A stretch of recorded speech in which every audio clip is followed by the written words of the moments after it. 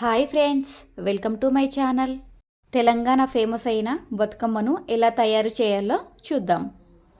ముందుగా మీ దగ్గర ఉన్న పువ్వు ఎంత ఉందో చూసి వాటి తగ్గట్టు ఒక ప్లేట్నైనా సరే తాంబాలనైనా సరే తీసుకోండి.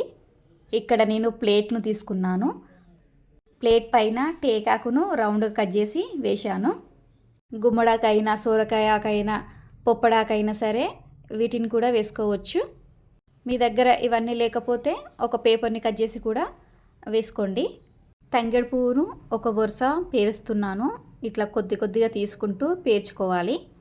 బతుకమ్మ అంటేనే తంగేడు పువ్వు కాబట్టి తంగేడు పువ్వును మనం బతుకమ్మ పేర్చుకునేటప్పుడు కొద్దిగానన్నా పేర్చుకోవాలి. మనం పువ్వును ముందే తుంచి పెట్టుకున్నామంటే బతుకమ్మ పేర్చేటప్పుడు చాలా సులభంగా పేర్చుకోవచ్చు. ఇలా మొత్తం తంగేడు పువ్వును పేర్చుకున్న తర్వాత పొట్టను నింపుకోవాలి.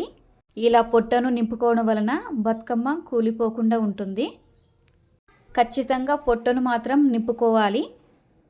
ఇలా ఒక వరుస తంగేడు పువ్వు పెట్టిన తర్వాత బంతి పువ్వులను పెడుతున్నాను. బంతి పువ్వులకు కాడలు లేనట్లయితే పై వరుసలలో పేర్చుకోండి. ఇప్పుడైతే మా అత్తమ్మ పాడిన బతుకమ్మ పాటను యాడ్ చేస్తున్నాను, వినేయండి.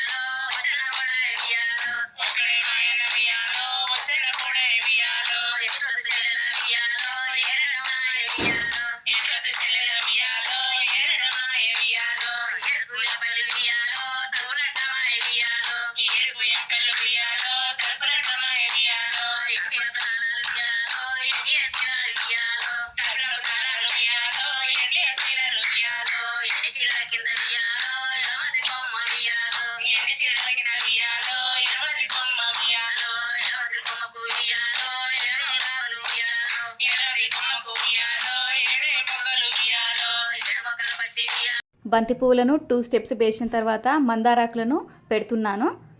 ఎల్లో కలర్ బంతి పువ్వుల పైన మందారాకులు పెడితే గ్రీన్ కలర్లో చాలా మంచిగా కనిపిస్తుందని పెడుతున్నాను.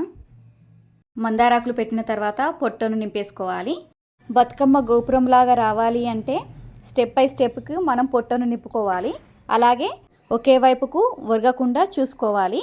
అలా అయితే బతుకమ్మ గోపురంలాగా వస్తుంది. మందారాకులు పెట్టిన తర్వాత గునుగు పువ్వును పెడుతున్నాను.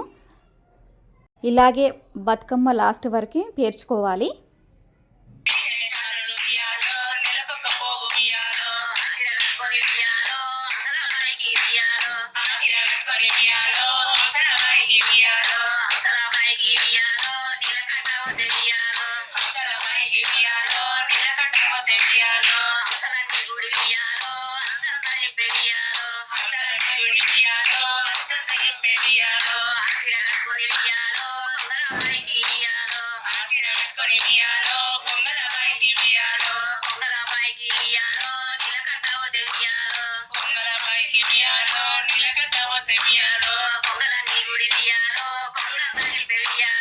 గునుగు పువ్వు పేర్చిన తర్వాత రిక్క చామంతిని పెడుతున్నాను.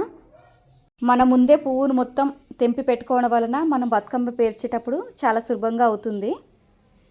తర్వాత మళ్ళీ ఇంకొక స్టెప్కి బంతి పువ్వులను పెడుతున్నాను. బంతి పువ్వుల పైన మళ్ళీ మందారాకులను కూడా పెడుతున్నా. మందారాకులు పెట్టిన తర్వాత మళ్ళీ ఇంకొక వరుస కూడా బంతి పువ్వులను పెడుతున్నాను. బతుకమ్మకు ఏ పువ్వైనా సరేనండి పెట్టుకోవచ్చు. ఇలా మొత్తం బంతి పువ్వులు పెట్టిన తర్వాత పొట్టను నింపుకుంటున్నాను. ఇక్కడ నేను పొట్టకు టేకాకులను కట్ చేసి వేస్తున్నాను. రోజ్ ఫ్లవర్స్ని అలాగే వైట్ కలర్లు ఉన్నాయి కదండి, ఆ ఫ్లవర్స్ మా ఇంటి ముంగట షోక్ చెట్టు ఉందండి, వాటికి తెంపేసి పెట్టేశాను. లాస్ట్లో బంతి పువ్వును పెట్టేసి బంతి పువ్వు మధ్యలో రిక్క చామంతిని పెట్టాను. నేను మొత్తం 11 వరుసలు పెట్టానండి. మేము ఒక బంతి పువ్వును మాత్రమే కొనుక్కొచ్చామండి. మిగతా పువ్వు అంతా మా ఆయన తీసుకొచ్చారు. బతుకమ్మ ఫైనల్ లుక్ అండి. మా ఇంటి బతుకమ్మ మీకు నచ్చినట్లయితే ఒక లైక్ చేయండి. ఈ ఛానల్ కొత్తగా చూస్తున్న వాళ్ళైతే సబ్స్క్రైబ్ చేసి లైక్ చేయండి. అలాగే పక్కనున్న బెల్ సింబల్ని కూడా యాక్టివేట్ చేసుకోండి. ఇలా యాక్టివేట్ చేసుకుంటే నేను వీడియో అప్లోడ్ చేసినప్పుడు మీకు వెంటనే నోటిఫికేషన్ అనేది వస్తుంది. ఇలా పెద్ద బతుకమ్మ తోడుకు చిన్న బతుకమ్మను కూడా చేస్తాము. ఇలా గౌరమ్మను చేసి 2 చిక్కుడాకుల మధ్యలో గౌరమ్మను పెట్టి బతుకమ్మలో పెట్టేస్తాము. బతుకమ్మను ఇంట్లో నుండి తీసుకువెళ్ళేటప్పుడు ఇలా కొబ్బరికాయను కొట్టి హారతిస్తాము.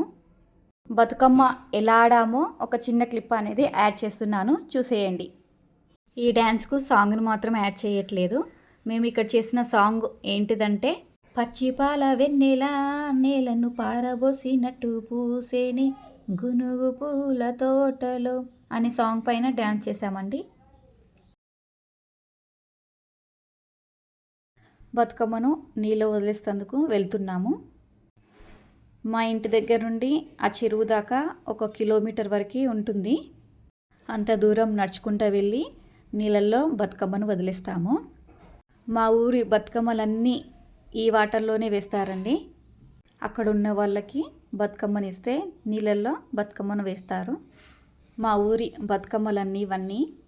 Thank you for watching this video.